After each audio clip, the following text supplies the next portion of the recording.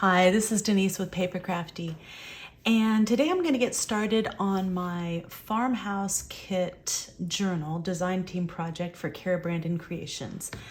I thought I'd start off, this is, the kit. It's really a lot. It's a big kit. Love it. But I thought I'd get started showing you what my plan is for this journal. So I'm super excited to be using this, and this really is kind of guiding the process of what I'm going to be doing. This little book is fairly small. It's 5.5 by 8 inches, and it only has a 3/4 inch spine. Now, I've debated what I want to do with this journal. And there's a couple different directions that we could go. I could cut well, first of all, I'm going to cut the pages out. That's a given. But I could cut off the covers, the front and the back, and take the spine apart, and then bind this book, so that it is, for example, let's take one of the pages that's kind of less busy. Let's see, what have we got in here? Oh, this would be perfect. So take, this cover and then, bind it like that, and then, that way I can make the spine as big as I'd like. But I think it's a couple things. I think that, first of all, I like the idea of kind of an easier project and something that's going to be quicker. I was not here for most of the month of June, so I missed this design team project that we were supposed to do with the Farmhouse kit. And Cara has been so generous and so understanding, but I am super excited. I've been really excited to use this kit, and I think I need a little bit of craft therapy. So, and today my husband took the kids and went to the beach, and I have all day to myself. So I'm super excited. So, I think that, this is kind of an achievable goal. Will probably only take a day or two to complete this if I keep it fairly simple. So what I think I'm going to do is just leave the book intact. I might do some more decoration on the back. I don't know, cover up this. I kind of like this scan thing from the library. This was part of St. Vincent School Library, which is kind of cool. I love this photo of Rebecca. I like that this has Rebecca of Sunnybrook Farms. Might be able to do something across the top here. That doesn't really speak to me. So we'll see, how much I end up, decorating the cover. But I want to keep most of the cover intact the way it is, because I love the graphics. I think they're really beautiful. And I think what I'm going to do is I'm going to take, and I even love this part that, because it looks like a library book. So that's really cute. I think I'm going to make this into a Tennessee journal type cover. So I'll add some eyelets here and here and here and here. And I may do an eyelet for the closure, or I might do something different. I probably won't do it in the center. I'm not sure that I want to cover her face.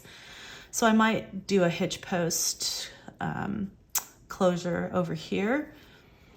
But regardless, I'll make this into a Tennessee style where it has removable inserts. So even though this book is going to be super small and thin, if I keep everything super flat and maybe just do 2 inserts for this, if I keep everything super flat and not too complicated, it'll provide plenty of room for journaling. And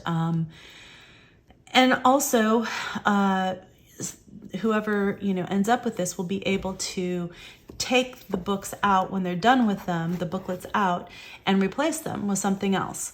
So they can keep the cover intact and reuse it. So even though, you know, the inserts might not last, you know, forever, you know, in terms of, you know, because it'll only be 2 signatures essentially, they can keep adding signatures and adding inserts, so that they can continue to use this as a journal. So that's my idea. I think it's really an achievable goal, and something that will be fairly simple to complete in a couple days, and something that'll be really functional and cute. So I'm super excited to get started, and I'm really glad to have you here on this journey with me. And I'm gonna do something a little different and just do a process video. So I hope you enjoy this, and I hope you enjoy going along on this journey with me.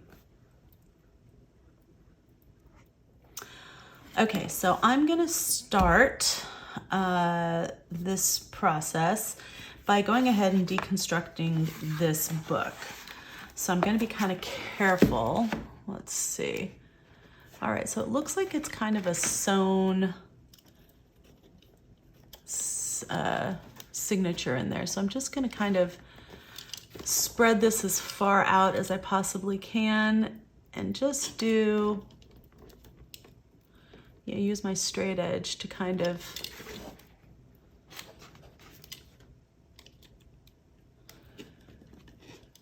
cut the text block away from the cover. You gotta be careful not to cut the cover itself, because I want to use the cover intact, keep it intact.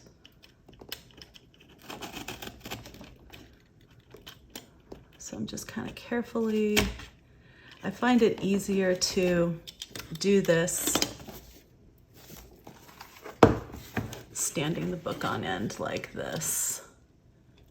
And that way it seems like it's easier not to cut into the cover that way. So I guess that's my little tip for you if you're trying to cut a text block away from a cover. Okay, the second one's a little bit easier.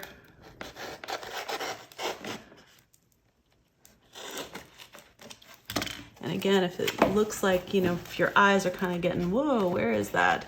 Just turn it over.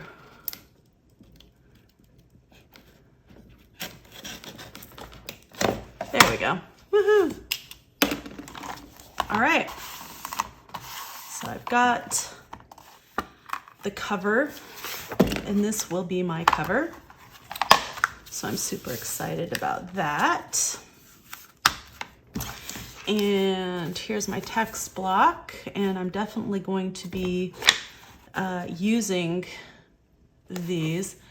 These look like they're all glued in, even though they're signatures. It looks like they're signatures, but they're glued in.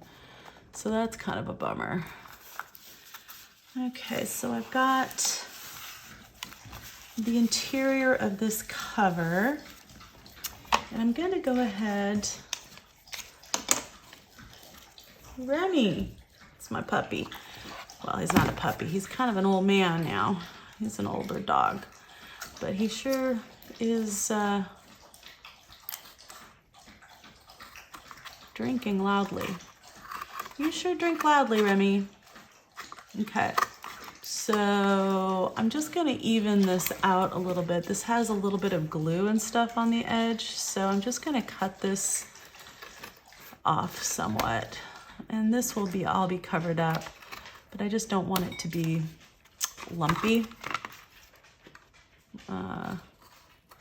when I cover this with decorative paper.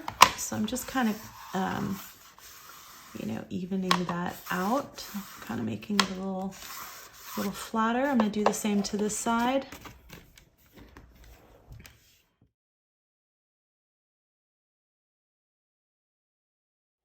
Okay, so yeah, that feels really good. Okay, so here's gonna be my cover. And so I wanna cover the interior with one of these really cute, one of Cara's papers. I really like that one. That's super cute. Okay, so I was hoping that I could just use one full page. It's looking like I'm gonna need to add something to that. So I could probably, I think what I can do is I can, you know, add something like this in here and then maybe add a strip on the other side. Yeah, I kind of like that idea. I'm leaning toward this one as the interior cover, but I want to go through and see what these other ones might look like. So, especially since I really want on the front inside cover to add a,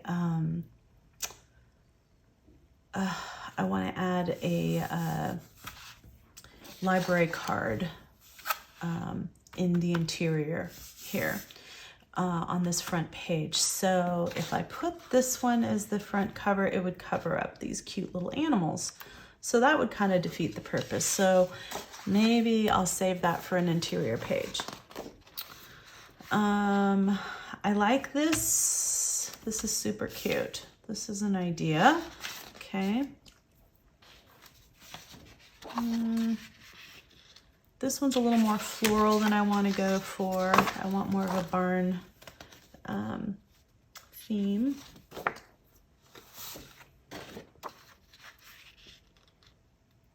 I like that one. That's cute. So it's an option.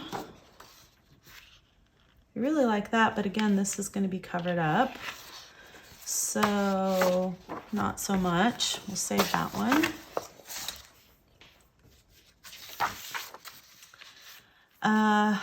I don't want to do something where the words are going to be cut off.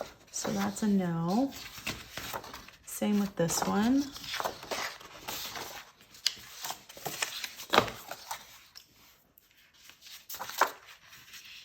That's cute, but maybe a little too neutral for what I'm doing. So I really don't want any of these super neutral ones in here. I think I'm gonna skip over those. I really like this collage. So that is definitely an option of this collage. It has interest, and it doesn't matter that things are covered up at any particular point because it's a collage. So that is actually a really good option. I also like this because this is super, super cute and just very neutral. But doesn't necessarily scream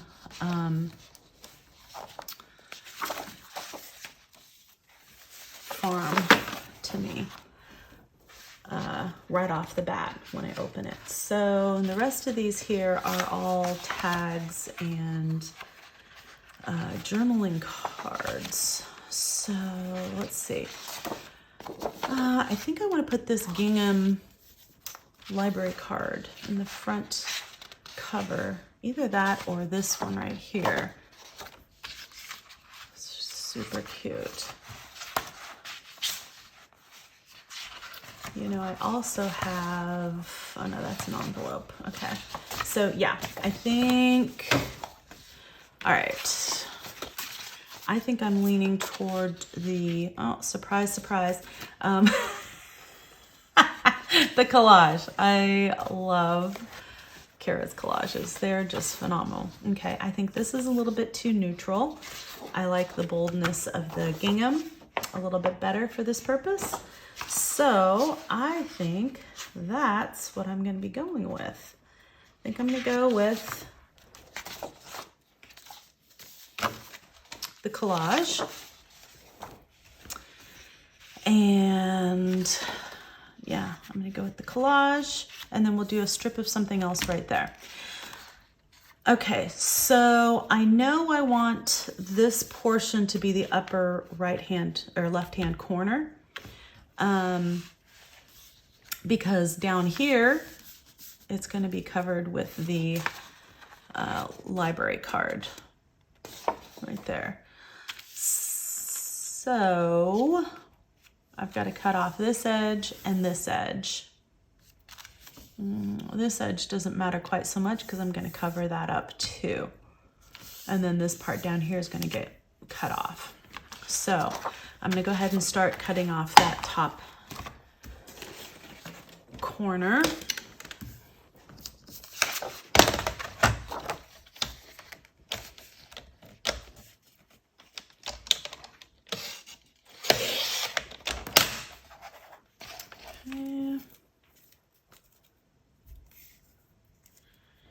And I need to get a little garbage bowl like Roxy from Roxy Creations has. I love that idea.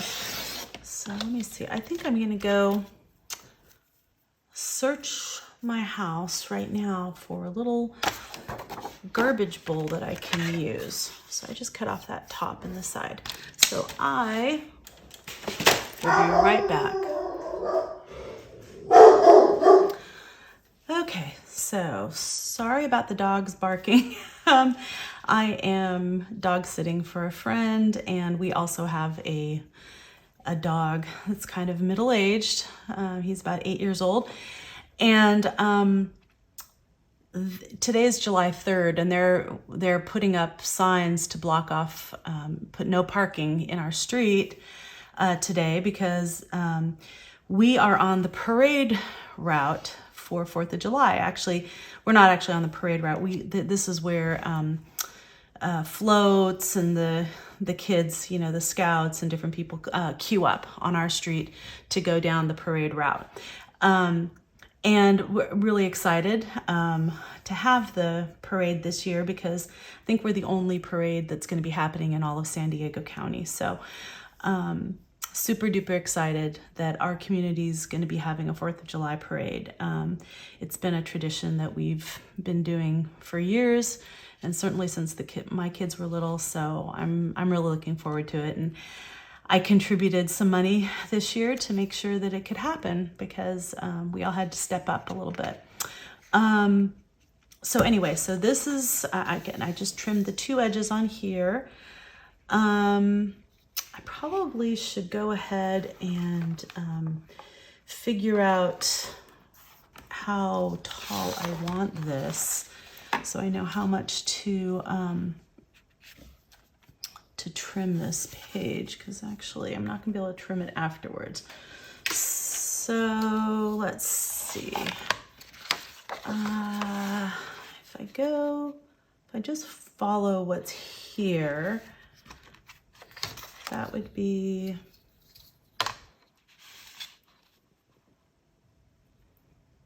seven and 3/4.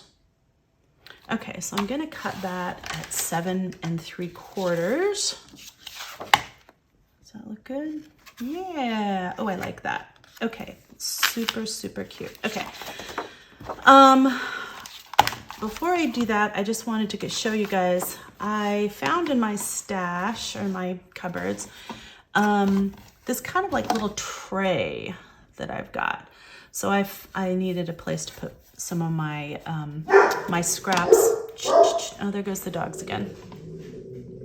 Remy, it's okay, buddy. It's okay. Remy, come here. Come on, come on. You're okay. Come on. It's just the people putting up the signs. All right, so I found this tray. I think I had gotten this at the dollar store years ago. But it's just a tray. I needed something to put my scraps, you know, my offcuts, just a little place to put my garbage as I craft. I think this might be a good solution. I don't know. I'm going to see. I don't know if it's going to be deep enough. I had been using a small bowl, but I found that that got to be a little irritating. So we'll see. I'll put it over here in the corner and we'll see how that works. I got this idea because I love the way that Roxy from Roxy Creations uses her little kind of rag bowl for scraps like this. So we'll see. It might not be deep enough, but I'll try it and see what happens. The other thing I like about it is it's plastic. So it's not super precious. So I can put, you know, things that are gluey and junky, and it's not going to ruin like one of my really nice, you know, woven bowls that I got from Uganda that is irreplaceable. So this is perfect for now. We'll see how well that works. I'm going to try it out. Lots of new things that I'm trying out here. Okay. So, all right. So the next step that I've got here, I'm going to move that a little bit back. There we go. So we're still in frame. All right. So I'm going to take and I'm going to glue this down to the cover. And again, I'm not going to worry about this white strip here because I need to add something along that edge anyway. So, let me get my little handy dandy burnishing tool that I've got, which is just a card. I don't know where I got this, but it's plastic and I punched a hole in it and I just keep it on my cart here so it's easy to get to. I really like using this Helmer's acid-free glue for gluing things to the cover. This is probably my favorite medium for that. And let's see. I think the easiest thing is going to be to try to I'm going to use my brush. Probably need my glue book. Although I probably need a new glue book because this one is seen better days. But I have a couple pages in here I can still use. So I'll stick with that for now. I don't particularly love the way this Helmer's nozzle is. That is a little bit of a pain in the neck. So I just take it off. I've had this one quite a while, so I think it's thickened up on me, which is not ideal. But I just take it and make sure I seal it back up. Let's see. And then I'm gonna add some water just from my distress sprayer, just to thin it out a little bit. It doesn't need to be quite that thick. And then it'll take a little bit longer to dry this way too, which will give me more time to, you know, wiggle the paper and whatnot. So see how that's nice and creamy now. It's not quite so thick. Yeah, I like it much better like that.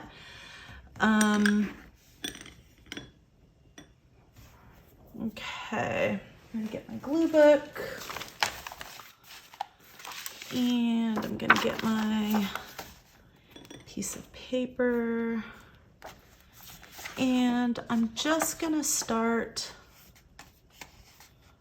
laying down a coat of this. Now I'm not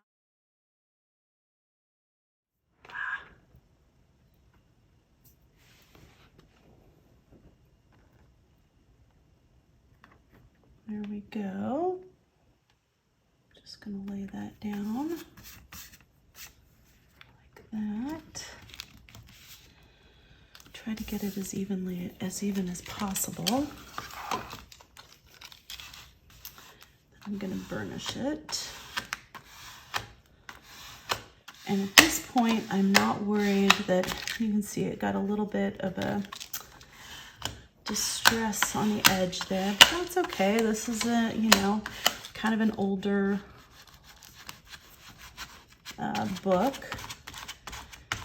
You know, and it's, I mean, it doesn't need to be absolutely perfect. I like the little bit of a distressed look to it.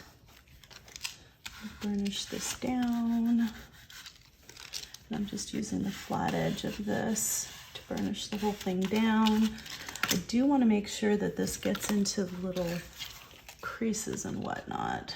So make sure that that's done first.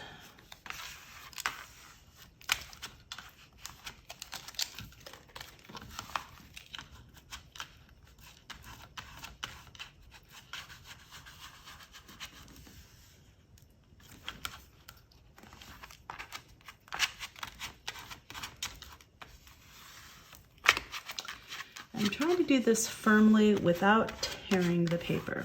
So that is the fine line, the trick here, to try to, you know, get this inner cover to be nice and smooth and, you know, look good while still, you know, making a nice clear cover on that. Yeah. Okay, I like the way that looks. That looks really good. It has a good adhesion around all the edges, which is perfect. It looks like it's in that bend really well. So, yeah, I'm very happy with the way that turned out. Again, I'm just going to burnish this down into that crease while we still have a little bit of give on this. Make sure everything's burnished down. Add a little more pressure now. Do the other side. Okay, and then I'm just going to set that off to the side to dry. Okay, so I went and I washed my brush off, and I washed out my little glass bowl that I use. And I thought I'd share with you what I use to wash my brushes with. This is the original B&J The Masters brush cleaner and preserver. So this is what it is. And basically you just wet your brush, you kind of swirl it around in there, and then you take and you know, work it into your brush, and then you rinse it off real good. And you can do that a couple times if it's super dirty. But I got this because my mom's a watercolor artist, and so this is what she uses on her brushes. And she bought this, actually this was my daughter's second grade teacher, Mrs. Johnson. And she taught art core at my daughter's elementary school. And she bought this for the class. And so look at how much is left. It's like, there's not even, we haven't even used like half the container. This stuff lasts forever. Okay, and I use this regularly. So, you know, I'm not a watercolor artist, you know, but with mixed media and you know, all the different stuff that I do, I use this for, you know, obviously I used glue on this brush and I don't feel bad at all. This brush still is in great condition, even though it's a high quality, nice brush.